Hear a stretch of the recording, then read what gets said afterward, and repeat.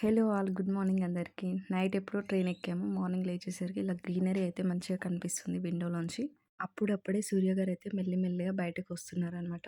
So, ఆ సూర్యకిరణాలతో ఈ greenery చెట్లయితే ఉన్నాయో వాటిపైన పడుతున్నప్పుడు ఆ కలర్ అయితే చాలా బావుందనమాట. సో, లైట్ యెల్లోయిష్‌లా గ్రీనరీలా చాలా చాలా బావుంది. సో, అంటే అప్పుడే తెల్లవారుతుందనమాట. చాలా బాగా అనిపించింది. మార్నింగే ఇలా గ్రీనరీ చూస్తే చాలా హ్యాపీగా అనిపించింది. నైట్ ఎప్పుడో ట్రైన్ ఎక్కాము. ఇలా మార్నింగ్ లేచేసరికి ఇలా విండోలోంచి ఇలా కనిపించేసరికి చాలా బాగా అనిపించింది. సో, కొబ్బరి చెట్లు అని అక్కడ పొలాల్లో చాలా డిఫరెంట్‌గా అయితే వాటర్ ఫ్లోకి వాళ్ళు పెట్టారనమాట. ఫార్మర్స్ అయితే చాలా బావుంది. ఇంతకీ ఈ ప్రయాణం ఎక్కడికి అనుకుంటున్నారా? అదేనండి భీమవరం వెళ్తున్నాను నేనైతే. సో, భీమవరం ఎందుకెళ్తున్నానంటే విపశ్యన మెడిటేషన్ కోసమయితే వెళ్తున్నాననమాట. సో, ఈ మెడిటేషన్ సెంటర్ వచ్చేసి కుముదవల్లి అంటే భీమవరంకి నియర్ బై ఉన్న విలేజ్‌లో ఉందనమాట. సో, దానికోసమయితే నేను ఈ జర్నీ చేస్తున్నాను అక్కడికి వెళ్ళడానికైతే. ఇంతకీ ట్రైన్‌లో వెళ్తున్నాను గదా! ఎప్పుడైనా ఆలోచించారా ట్రైన్‌ని మనము తెలుగులో ఏమంటాము అని? సో, ట్రైన్‌ని మనము నార్మల్‌గా రైలు అని పిలుస్తాము. సో, రైలు అని కాకుండా ఇంకొక వర్డ్ అయితే ఉంది తెలుగులో ట్రైన్‌కి. అదేంటంటే ధూమశకటం అని పిలుస్తాము. ఇక్కడ ధూమ అంటే పొగ, శకటం అంటే బండి అనమాట. సో, ట్రైన్‌ని మనం ఇంకో పేరుతో అయితే పిలుస్తాము. అది తెలుగులో ఏంటంటే ధూమశకటం అని పిలుస్తామనమాట.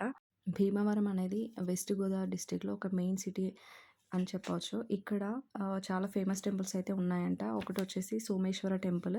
ఇది గుణపూడిలో ఒక మంచి టెంపుల్ అంట. ఇక్కడేంటంటే శివాలయం ఉంది.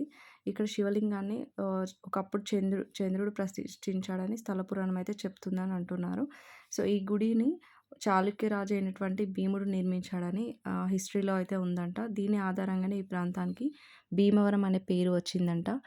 1912లో గుణపూడి, భీమవరం గ్రామాలను కలిపి ఒక పంచాయతీగా ఏర్పాటు చేశారంట. ఆ తర్వాత ఇది డెవలప్ అయ్యి 1948లో భీమవరం మున్సిపాలిటీగా అయ్యింది. ఇక్కడ భీమవరంలో చాలా ఫేమస్ టెంపుల్స్‌తో పాటు ఈ మెడిటేషన్ సెంటర్ గూడా ఉంది అనమాట. ఈ మెడిటేషన్ సెంటర్ వచ్చేసి కుముదవల్లి అంటే భీమవరం పక్కన ఒక చిన్న విలేజ్‌లో అయితే ఉంది అనమాట. సో, దానికోసమైతే నేనిప్పుడు వెళ్తున్నాను. ఆ మెడిటేషన్ సెంటర్ కోసమైతే. విపశ్యన అంటే విషయాలని ఉన్నవి ఉన్నట్లుగా చూడడం అనమాట.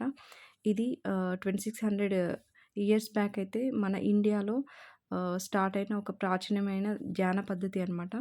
ఇది మనస్సు, శరీరం మధ్య ఉండే సంబంధాన్ని అర్థం చేసుకొని ఆత్మ పరిశీలన ద్వారా ఒక మంచి చేంజ్ అయితే రావడానికి హెల్ప్ చేస్తుందనమాట. ఈ మెడిటేషన్‌లో మనము ఆనాపానసతి అయితే ప్రాక్టీస్ చేస్తాము. అంటే ఫస్ట్ 3 ½ డేస్ అయితే అది ప్రాక్టీస్ చేయిస్తారనమాట. అంటే శ్వాసపై ధ్యాస పెట్టడం అనమాట. అంటే ఆనాపాన నేర్పుతారు. ఇది మనస్సుని మంచిగా ప్రశాంతంగా ఉండేలా చేస్తుందనమాట. రిమైనింగ్ డేస్‌లో వచ్చేసి విపశ్యన అని ప్రాక్టీస్ చేయిస్తారు. ఆ తర్వాతి రోజుల్లో శరీరంలో కలిగే భౌతిక అనుభూతులను గమనిస్తూ ఎలాంటి రెస్పాన్సెస్ అంటే కోపం, ఆశ, బాధ అట్లా మనము ఫీల్ అవ్వకుండా స్థితప్రజ్ఞతతో అలవర్చుకోవడం నేర్చుకుంటామనమాట. సో, ఇది వచ్చేసి ధమ్మ ఆరామ మెడిటేషన్ సెంటర్. సో, మీరైతే ఎంట్రన్స్‌లో చూసారు.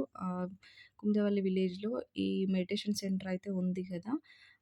మనకి అక్కడ బస్ స్టాప్‌లో దిగగానే కొంచెం దూరం వెళ్తే ఈ సెంటర్ అయితే కనిపిస్తుంది. భీమవరం నుంచి మనము తణుకు వెళ్ళే రోడ్‌లో అయితే ఈ సెంటర్ అయితే ఉందనమాట. సో, తణుకు బస్ ఎక్కినట్లయితే మనం ఆ స్టాప్ చెప్తే వాళ్ళు ఆపుతారనమాట. సో, చూడండి ఎంత బావుందో.